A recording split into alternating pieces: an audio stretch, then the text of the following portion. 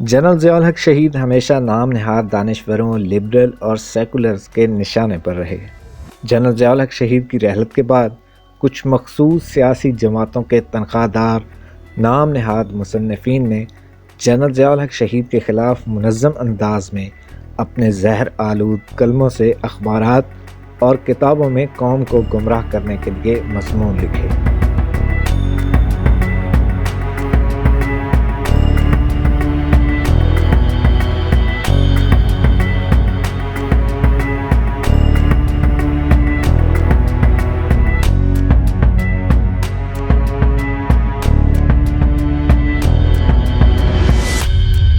جس کا سلسلہ آج بھی جاری ہے۔ سماجی رابطے کی ویب سائٹ فیس بک پر اکثر آپ نے بلیک ستمبر اور ضیاء الحق شہید کے نام سے گردش کرتی پوسٹ دیکھی ہوگی، جس میں کہا گیا ہے کہ ضیاء الحق شہید فلسطینیوں کے قاتل ہیں اور جنرل ضیاء الحق شہید کو ولن کے طور پر پیش کیا گیا ہے۔ ان تمام نام نہاد دانشوروں اور ضیاء مخالف سوچ کے حامل لبرلز اور سیکولرز کو ہم منہ توڑ جواب دینے کے لیے برسرے پیکار ہیں۔ ویڈیو شروع ہونے سے پہلے آپ سے چھوٹی سی گزارش ہے کہ ہمارے چینل اعجاز الحق آفیشیل کو سبسکرائب کر لیں اور گھنٹی کے بٹن کو ضرور دبا دیں۔ ویڈیو کو لائک اور کمنٹس ضرور دیں۔ تو بڑھتے ہیں ویڈیو کی جانب۔ 1971 کے اوائل میں اسلامی دنیا اور عالمی افق پر بھٹو، قذافی، اسد اور یاسر عرفات کا راج تھا۔ چاروں رہنما امریکی استعمار سے مایوس اور مخالف تھے۔ منظور فلسطینی گریلے بے قابو ہو رہے تھے۔ ان کے پاس وافر سامان حرب و ضرب اور مال و دولت تھی۔ یاسر عرفات کے ہاتھ اردن کی بادشاہت اور بادشاہ کی گردن تک پہنچ گئے۔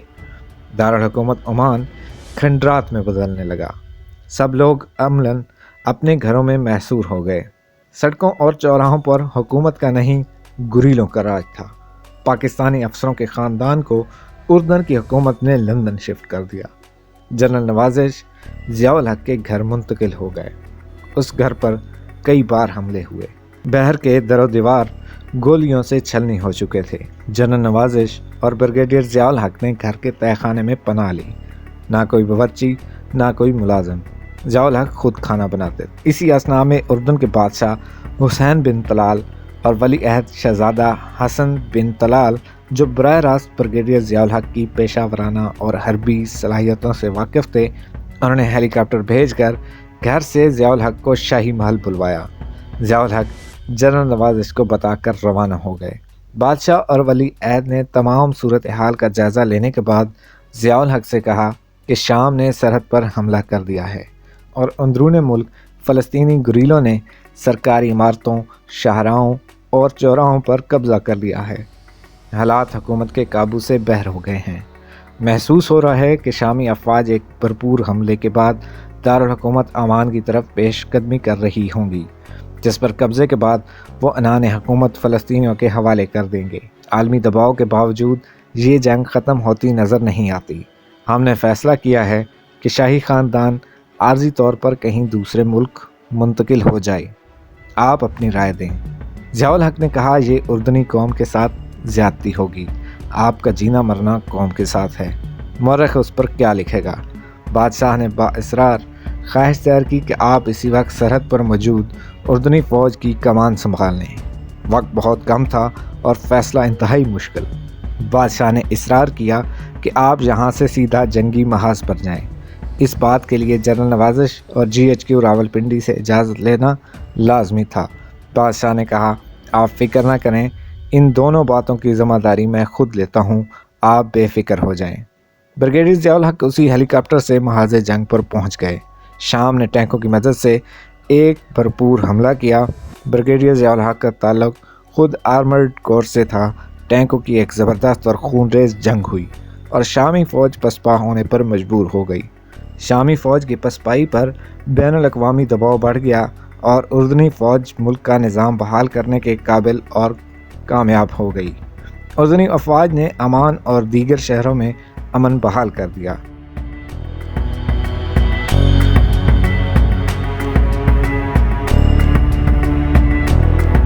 ایک سول وار یا خانہ جنگی کی سی کیفیت پیدا ہو گئی اور فلسطینی گریلوں نے زبردست تباہی مچائی۔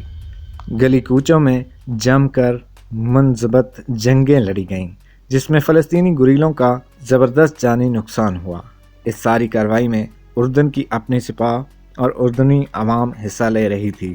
ضیاء الحق جب پاکستانی دستے کی اس میں کوئی عملی شرکت یا عملی کردار نہیں تھا۔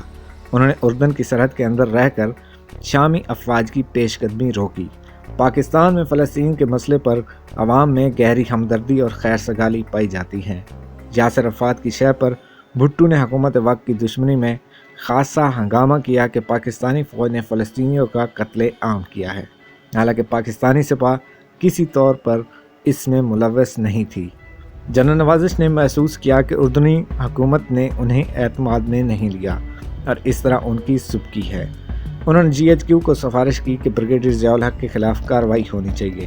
اس پر شاہ حسین بن طلال نے ذاتی طور پر پاکستان کے متعلقہ حکام سے بات کی اور پیشکش کی کہ اگر پاکستان کو اس افسر کی ضرورت نہیں تو وہ انہیں اپنا مستقل فوجی مشیر رکھنے کو تیار ہیں۔ اردن کی شاہی حکومت اور اردن کے عوام بریگیڈیئر ضیاء الحق کو اپنا ہیرو اور محسن مانتے ہیں، ان کا بے حد احترام کرتے ہیں۔ آج بھی عمان اور دوسرے شہروں میں کئی اسٹیڈیم اور شاہراہیں بریگیڈیئر ضیاء الحق کے نام سے منسوب ہیں۔ جو پاکستان کا دفاع کرے، جو پاکستان کے لیے اپنی جان کی قربانی دے، جو پاکستان، آج کیا وجہ ہے کہ افواج پاکستان دنیا کی ٹاپ کی فوجوں میں آتی ہے، اور یعنی کہ مجھے یاد ہے وہ 5ویں OIC کی، زیادہ ٹائم نہیں لیتا، مغرب کی نماز کا وقت ہونے والا ہے، میں کویت میں تھا، 5ویں OIC کی میٹنگ ہو رہی تھی، ہم سٹیج پہ بیٹھے ہوئے تھے، یاسر عرفات تقریر کر رہا تھا اور یاسر عرفات نے کہا کہ کاش ہمارے پڑوس میں بھی ایک پاکستان ہوتا اور اس پاکستان میں ایک ضیاء الحق ہوتا تو آج ہم بھی آزاد ہوتے۔